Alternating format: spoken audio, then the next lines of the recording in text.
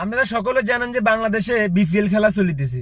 এই বিপিএল খেলা নিয়ে আমি মনে মনে যেটা ভাবি হিডেও আমি সকালবেলা ঘুমতে উঠা আজকে দেখতেছি যে খুলনা আর ঢাকার খেলা আছে। আমি মনে মনে মানে খুলনা জিততে যাইব, কারণ আমার বাড়ি বরিশাল আর খুলনা হইলো আমার ফাঁসের বিভাগ।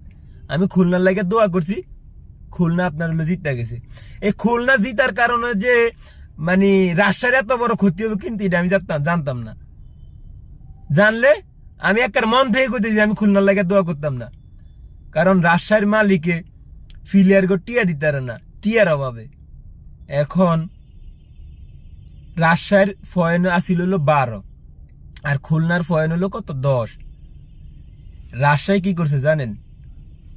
রাজশাহী খেলছে, খেলার পরে 5 দিন পর হইলো খুলনার খেলা। এই 5টা দিন পর্যন্ত মানে বিদেশি যত ফিলিয়ার আছে, বাংলাদেশি ফিলিয়ার তাসকিন মাসকিন হুজুর মুজুর লইয়া হোটেলে মানে মিলাদ পড়াইছে আর খাইছে, খুলনার লাগাতে বদদোয়া করছে আর খাইছে, বদদোয়া করছে আর খাইছে। বুঝছেন, অগদোয়া কোনো কাজে লাগে না। 5টা দিন হোটেল ভাড়া ব্যর্থ গেছে, 5টা দিন হোটেল ভাড়া পুরা ব্যর্থ। এখন আপনার হইলো খুলনার পয়েন্ট ছিল 10 আর রাজশাহীর ছিল কত 12। আর খুলনা যদি ঢাকারে হারাইতে পারে, ঢাকারে ভরতে পারে, তাহলে খুলনার পয়েন্ট হবে কত 12। এখন খুলনা ঢাকারে এমন বড়া পড়ছে, এখন রাজশাহী বাদ হয়ে গেছে। এই রাজশাহী বাদ হয়ে যাওয়ার কারণে ওকে 5টা দিন হোটেল ভাড়া ব্যর্থ গেছে।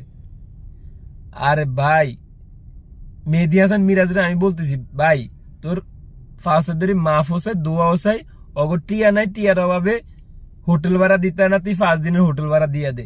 তুই জিতবি আগে জানো, তুই যেন জিতবি আমি আগের তেন ভাবছি, তুই এখন অগ হোটেল ভাড়া দিয়া দে। আহারে আহারে।